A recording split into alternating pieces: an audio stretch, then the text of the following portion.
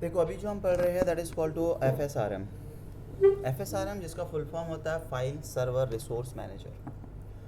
File server resource manager इस service का use हम क्यों करते हैं? देखो हमने इससे पहले हमने होम फोल्डर बनाया है या कोई डेटा हमने सर्वर से शेयर किया हुआ है। अब एग्जैक्टली डेटा तो शेयर कर दिया हमने, है ना?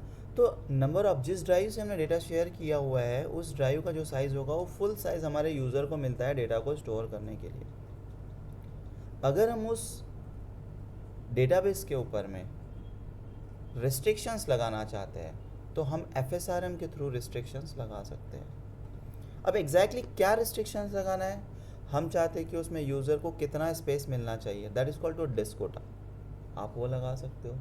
दूसरा, अगर हमने कोई चीज़ें शेयर की है यूज़र के लिए तो यूज़र उस डेटा बेसिस में कोई भी डेटा स्टोर कर सकता है, चाहे वो फाइल हो सकता है, इमेज हो सकता है, MP3 हो सकता है, MP4 हो सकता है, वीडियो फाइल हो सकता है, EXE फाइल हो सकता है, PDF फाइल हो सकता है, वर्ड, जो भी आप फाइल, जो भी डेटा स्टोर करना है वो सारी चीज़ें आप कर सकते हो। लेकिन हम चाहते हैं कि सिर्फ़ और सिर्फ वही डेटा स्टोर होना चाहिए जिस डेटा की हमें ज़रूरत है, बाकी के अदर डेटा हमें ज़रूरत नहीं है तो वो स्टोर ही नहीं होना चाहिए।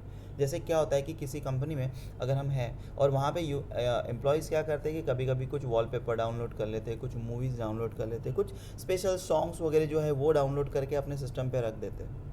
हम चाहते हैं कि अगर ऐसी कोई चीज़ आप मेरे डेटाबेसेस में मेरे सर्वर पे आप रखना चाहते हो तो डेफिनेटली ये परमिशन ही नहीं होना चाहिए, स्टोर ही नहीं होना चाहिए। परमिशन का तो दूर, स्टोर ही नहीं होना चाहिए। आपको डायरेक्टली मैसेज आना चाहिए कि इस तरीके के डेटाबेसेस आप स्टोर नहीं कर सकते हो। तो ये पूरा जो रिस्ट्रिक्शंस लगाना है ना हमें डेटाबेसेस के ऊपर में, उन सब चीज़ों के ऊपर में रिस्ट्रिक्शंस, या फाइल सर्वर है हमारे पास में उसके ऊपर रिस्ट्रिक्शंस लगाना है यूज़र के लिए। तो रिस्ट्रिक्शंस लगाने के लिए हम एफ का यूज़ करते हैं। तो आज जो हम एफ इस सर्विस का यूज़ है ना, हम होम फोल्डर के ऊपर में करके देखेंगे। जैसे होम फोल्डर हमने क्रिएट किया था इसके पहले के सेशन में, तो वहाँ पर हमने देखा था कि होम फोल्डर के ऊपर में यूज़र जो है उसको वो कोई भी डेटा स्टोर कर सकता है, लेकिन हम उस पर रिस्ट्रिक्शन लगाएंगे। तो वो हम कैसे करेंगे वो हम थोड़ा देख लेते हैं। थोड़ा सा डायग्राम देख लेंगे पहले। जैसे देखिए यहाँ पर मेरे पास में एक सर्वर है और यहाँ पे कुछ क्लाइंट मशीन्स है। अगर हम चाहते हैं कि कोई एक डेटा हमने क्रिएट किया हुआ है, राइट, हमने क्रिएट किया हुआ है डेटा नाम से, तो सिंपल अगर हमने सोचा कि भाई डेटा नाम से हमने कोई अगर से एक रिसोर्सेस हमने यहाँ पर क्रिएट किया हुआ है और उस रिसोर्सेस के ऊपर में हमने कोई डेटा वो रखने का है, राइट, कोई फाइल एंड फोल्डर्स वगैरह जो है वो हमें रखने का है। तो हम चाहते हैं जैसे ये जो है ये हमारा डी ड्राइव है, ये कहाँ पर है, ये डी ड्राइव के अंदर में है ना। डी ड्राइव जो है ये कितने GB का है, 50 GB का है। कितने GB का है, 50 GB का है। तो डेफिनेटली ये जो डेटा मिल रहा है ये कितने GB स्टोर कर सकता है, test one 50 GB data store कर सकता है। लेकिन मैं चाहता हूँ कि नहीं, यूज़र को सिर्फ और सिर्फ परमिशन कितनी होनी चाहिए, यूज़र को सिर्फ और सिर्फ 5 GB का परमिशन होना चाहिए। हालांकि मेरा ड्राइव का साइज़ 50 GB है, लेकिन फिर भी मेरा साइज़ कितना मिलना चाहिए मुझे स्टोर, 5 GB। जो भी आपका रिक्वायरमेंट है that is called to disk quota. एक पहला रिस्ट्रिक्शन, डिस्क रिस्ट्रिक्शन हमने लगा दिया बाय यूजिंग द FSRM। दूसरा, अब ये जो मुझे डेटा नाम का जो मुझे रिसोर्सेज मिला है, मैं इसके अंदर में 5 GB मुझे रिसोर्सेज स्टोर करने का परमिशन मिला है। तो इस 5 GB में मेरी इच्छा, मैं जो स्टोर करना चाहूँ, मैं चाहूँ तो मूवी स्टोर करूँ, मैं चाहूँ तो वीडियो फाइल स्टोर करूँ, मैं चाहूँ तो सॉन्ग स्टोर करूँ, मैं चाहूँ तो सॉफ्टवेयर स्टोर करके रखूँ। लेकिन क्या हमें इन सभी चीज़ों की ज़रूरत है मेरी कंपनी के लिए? सॉन्ग्स की, मूवी की, JPG फाइल्स की, EXE फाइल की? नहीं। आपको सिर्फ अपनी फ़ाइल कौन सी चाहिए? वर्ड है, आपका पावर पॉइंट है, आपका एक्सेल है, आपका PDF है। मैं चाहता हूँ यही फ़ाइल हमारी स्टोर होनी चाहिए, बाकी कोई फ़ाइल स्टोर नहीं होना चाहिए। तो ऐसा भी रिस्ट्रिक्शंस आप लगा सकते हो बाय यूजिंग द FSRM। तो सबसे पहले तो हम प्रैक्टिकली देख लेते हैं कि भाई हमारे यूज़र को कितना GB मिल रहा है और वो सारे डेटाबेसेस या सारी फाइल्स स्टोर कर पा रहा है या नहीं कर पा रहा है, राइट। तो चलो सर्वर पे चलते हैं और सर्वर पे जाने के बाद हम सबसे पहले क्या करेंगे कि यहाँ पे लॉगिन कर लेते हैं। लॉगिन के साथ हमने यूज़र ऑलरेडी क्रिएट करके रखा हुआ है और हमने होम फोल्डर भी क्रिएट करके रखा हुआ है, राइट। जैसे एग्जांपल के लिए अगर देखेंगे तो हमने होम फोल्डर किसके लिए क्रिएट करके रखा है, हमारा जैसे सर्वर पे अगर गए और सी ड्राइव में, हमने सी ड्राइव में होम फोल्डर क्रिएट किया था क्योंकि हमारे पास दूसरा कोई ड्राइव नहीं था। तो पर्टिकुलर कितने GB का है ये, 48 GB का, जिसमें से स्पेस फ्री कितना है, 37 GB। अब यही चीज़ें अगर मैं क्लाइंट पे जाऊँ और क्लाइंट पे मैं test1 से लॉगिन करता हूँ, क्योंकि test1 के लिए हमने होम फोल्डर क्रिएट करके रखा हुआ है, तो हम test1 पे ही जाएंगे। सो test1 है ना। test1 पे जाएंगे और हम यहाँ पे पासवर्ड दे देते हैं capital P@WSWORD। अभी जो होम फोल्डर हमने क्रिएट किया ना, होम फोल्डर हमने कैसे क्रिएट किया, इसके पहले मैंने एक वीडियो डाला हुआ है या फिर हमने कुछ कॉन्फ़िगरेशंस किया हुआ है, आप वहाँ से देख सकते हो कि होम फोल्डर हमें क्रिएट कैसे करना है। अब जैसे होम फोल्डर में जाएंगे तो देखो होम फोल्डर हमने कौन सा किया था, test1 डेटा कितना दिखा रहा है, 48 GB, 37 GB फ्री है, मतलब सी ड्राइव में जितना जी स्पेस है उतना ही जी बी हमें मिल रहा है यहाँ पे। अब मैं अगर डेटा स्टोर करना चाहता हूँ तो 37 GB में डेटा स्टोर कर सकता हूँ, लेकिन मैं चाहता हूँ 37 GB मुझे नहीं, सिर्फ कितना जी बी देना है स्टोर को, यूज़र को 5 GB, 2 GB, 10 GB, जो आपकी रिक्वायरमेंट्स है। तो पहली चीज़ तो हमने यहाँ पे वेरीफाई करके देख लिया कि हमें टोटल साइज़ मिल रहा है बराबर। अभी तक हमने FSRM लगाया क्या, नहीं लगाया। उसके बाद अगर मैं चाहता हूँ यहाँ पे कि JPG फाइल स्टोर होनी चाहिए, कौन सी फाइल, JPG फाइल स्टोर होनी चाहिए। तो चलो JPG फाइल हम क्रिएट कर लेते हैं। एक पेंट में चले जाएंगे हम, है ना। तो यहाँ पर हम पेंट एप्लीकेशन ओपन कर लेते हैं, क्योंकि सर्वर है तो सर्वर में आपको कहीं पर भी इमेज फाइल्स वगैरह नहीं मिलेगा। तो सिंपल मैं यहाँ से कुछ तो भी ऐसा कुछ डिज़ाइन क्रिएट कर लेता हूँ और इसको मैं सेव कर देता हूँ।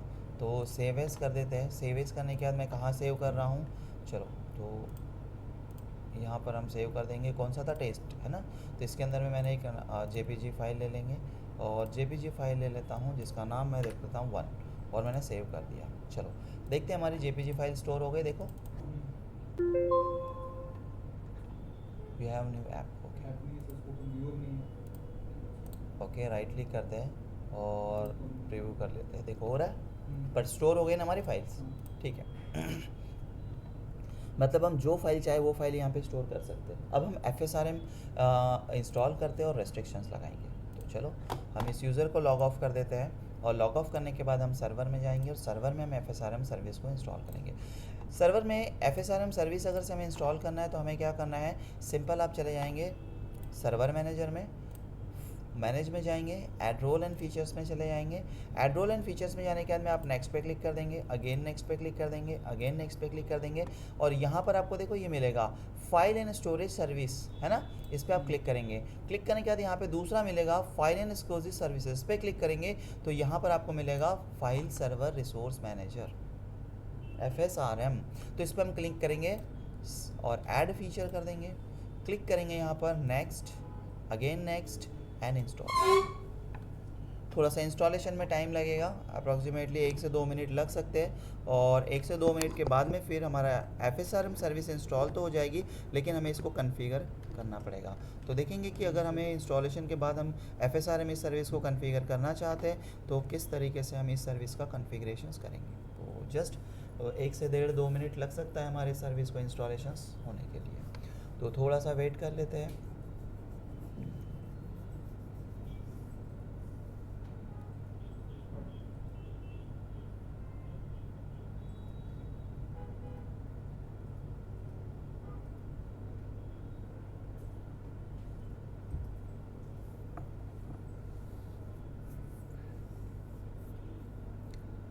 FSRM सर्विस जो है ना, जैसे हम होम फोल्डर पे लगा रहे हैं तो आप किसी भी फोल्डर पे लगा सकते हो, या फाइल सर्वर आपने क्रिएट किया हुआ है तो फाइल सर्वर के ऊपर में भी आप इसको इम्प्लीमेंट कर सकते हो। स्पेशली जो भी डेटाबेसेस है आपका, जो रिसोर्सेस आपने रखा हुआ है उन सब डेटाबेसेस रिसोर्सेस के ऊपर में आप FSRM सर्विस जो है इम्प्लीमेंट कर सकते हैं। और FSRM से सिर्फ 2 ही आपको रेस्ट्रिक्शन मिलते हैं, एक होता है डिस्क कोटा रेस्ट्रिक्शन, दूसरा होता है फाइल स्क्रीनिंग। फाइल स्क्रीनिंग जो होता है, इससे क्या हो सकता है कि आप कौन सा डेटा स्टोर करना चाहते हैं और कौन सा डेटा स्टोर नहीं करना चाहते, इसी चीज़ को आप रेस्ट्रिक्ट करेंगे, राइट। तो जस्ट थोड़ा सा वेट लग रहा है, टाइम लग रहा है हमारे FSRM सर्विस को इंस्टॉलेशन करने के लिए, बट थोड़ा वेट तो करना ही पड़ेगा। Okay, so just wait.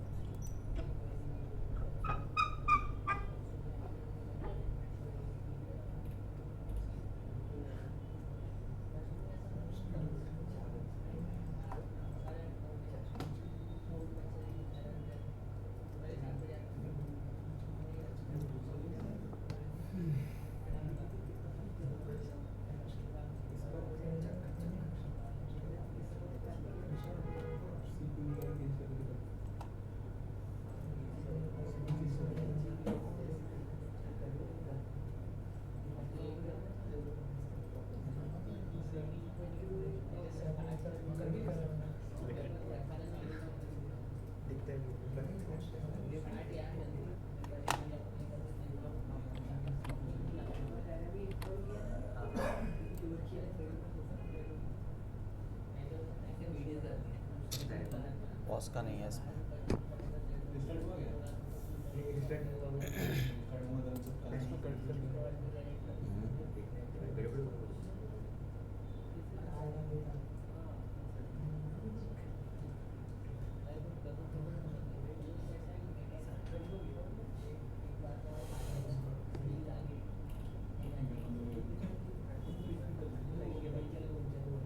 चलो, सो देखिए हमारा FSRM जो है वो इंस्टॉल्ड हो गया है। नाउ प्लीज़ क्लोज कर लेंगे, और क्लोज करने के बाद हम क्या करेंगे, टूल में जाने के बाद आपको यहाँ पर मिलेगा फाइल सर्वर रिसोर्स मैनेजर। ठीक है, फाइल सर्वर रिसोर्स मैनेजर में जाएंगे और यहाँ पे क्लिक कर देंगे। क्लिक करने के बाद हमें क्या मिलेगा, यहाँ पे फाइल सर्वर रिसोर्स मैनेजर जो होगा वो स्टार्ट हो जाएगा। स्टार्ट होने के बाद सबसे पहले हम करते हैं कोटा। ठीक है, कोटा में आप क्लिक करेंगे। क्लिक करने के बाद यहाँ पे कोटा आएगा, पहले उस पर क्लिक कर लीजिएगा। उसके बाद आप राइट क्लिक करके क्रिएट कोटा करिएगा। क्रिएट कोटा करना है तो सबसे पहले पूछेगा कि भाई किस चीज़ के लिए कोटा लगा रहे हैं। तो हमने क्या करके रखा है, एक फ़ोल्डर बनाया हुआ है सी ड्राइव में, और सी ड्राइव में उस फोल्डर का नाम हमने रखा था test1 data.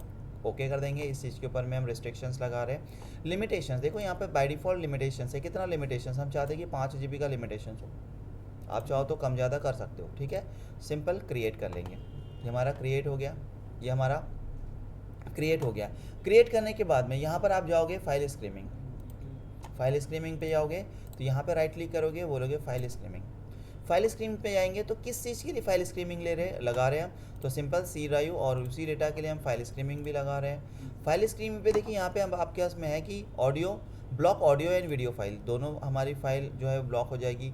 Block image file आपको करना है, आप इमेज फाइल, जैसे हमें इमेज फाइल ब्लॉक करके देख रहे हैं। लेकिन अगर आपको मल्टीपल फाइल्स करनी है तो आप यहाँ से जा सकते हो डिफाइन, और यहाँ पे देखो कस्टम कोटा में जाओगे तो कस्टम कोटा में आपको एक ऑप्शन मिल जाएगा, please check application event for the. Okay ठीक है, कुछ इशू आ रहा है, कोई बात नहीं। सो सिंपल हम क्या करते हैं, हमने सोचा था कि इमेज फाइल जो है वो हमें ब्लॉक करना है ना। तो इमेज फाइल पे जाएंगे और हम यहाँ पे करेंगे क्रिएट करने के बाद हमें स्क्रीमिंग भी कर लिया है। इसको हम बंद कर देंगे। बंद करने के बाद वापस हम GP अपडेट जो है वो अपडेट कर देंगे। सो सिंपल GP अपडेट हम यहाँ से अपडेट कर लेते हैं, और GP अपडेट करने के बाद हम जाते हैं कहाँ पर, क्लाइंट मशीन्स के ऊपर में। और क्लाइंट मशीन्स के ऊपर में जाने के बाद फिर हम लॉगिन करके देख लेते हैं कि हमारा जो यूज़र है वो लॉगिन करने के बाद में क्या होता है। सो सिंपल पासवर्ड दे देंगे हम, और अब लॉगिन करके देखते हैं कि जो हमने पहले देखा था जिसमें हमें 37 GB मिल रहा था, अब देखेंगे कि कितना मिल रहा है। ओके, सो अभी भी उतना ही मिल रहा है। नहीं, ये देखो ये मिल गया। ये तो दूसरा था ना, यूज़र डेटा था, हमने किसके लिए लगाया, test1 डेटा के लिए लगाया। तो देखो 5 GB मिल रहा है। अब 5 GB के साथ पहले हमने एक फ़ाइल JPG यहाँ पे स्टोर करके देखी थी। वापस हम क्या करते हैं, वापस हम पेंट में चलेंगे और एक फ़ाइल बना लेते हैं, और फिर से हम क्या करेंगे कि पर्टिकुलर एक और हम यहाँ से कुछ ऐसा एक डिज़ाइन वगैरह कुछ बना लेते हैं, और इसको वापस हम सेव करते हैं, सेव एज करते हैं। और सेव एज करने के बाद हम वापस उसी का हम क्या करेंगे, हम पाथ दे देते हैं, कौन सा, test1 डेटा। और यहाँ पर हमने नेम दे दिया है 2। हम यहाँ पे JPG डाल देंगे और देखते हैं कि स्टोर हो रहा है या नहीं हो रहा है। क्या बोलता है, you don't have a permission to save this location, contact the administrator to obtain the permission. Right, so particular जिस फाइल को आपने परमिशंस दिया है वही फाइल स्टोर होगी, जिसको परमिशंस नहीं दिया है वो स्टोर नहीं होगी। तो लाइव सिनारियो पे इस तरीके के जो परमिशंस है, रेस्ट्रिक्शंस है, वो आप लगा सकते हो, क्योंकि बहुत सारे ऑर्गेनाइजेशन में जो यूज़र होते हैं, स्पेशली गवर्नमेंट ऑर्गेनाइजेशन में कि जो यूज़र होते हैं अननेसेसरी डेटा अपने ऑफिस के कंप्यूटर में रखते हैं, लाइक मूवीज़ रखेंगे, क्योंकि गवर्नमेंट ऑर्गेनाइजेशन में हमारा जो इंटरनेट होता है वो काफ़ी अच्छा होता है ना। इस वजह से क्या होता है कि जब काम नहीं होता तो मूवी डाउनलोड कर लेंगे, फाइल कुछ ना कुछ और चीज़ें जो होती है वो स्टोर करके रखते हैं, जिसकी ज़रूरत हमारे ऑर्गेनाइजेशंस को नहीं है। तो ऐसे सिनारियो के लिए आप FSRM को यूज़ कर सकते हो, और अननेसेसरी गार्बेज जो स्टोर होता है हमारे डेटाबेसेस में, हमारे सर्वर के ऊपर में, उस चीज़ के ऊपर में आप रेस्ट्रिक्शंस प्रोवाइड कर सकते हो। तो इस तरीके से FSRM जो सर्विस है वो काफ़ी इंपॉर्टेंट है। अगर आप परफॉर्म करना चाहते हो तो आप करके देख लीजिएगा, जो भी इशूज़ आएगा क्वेश्चन पूछ लीजिएगा। ओके, चलो।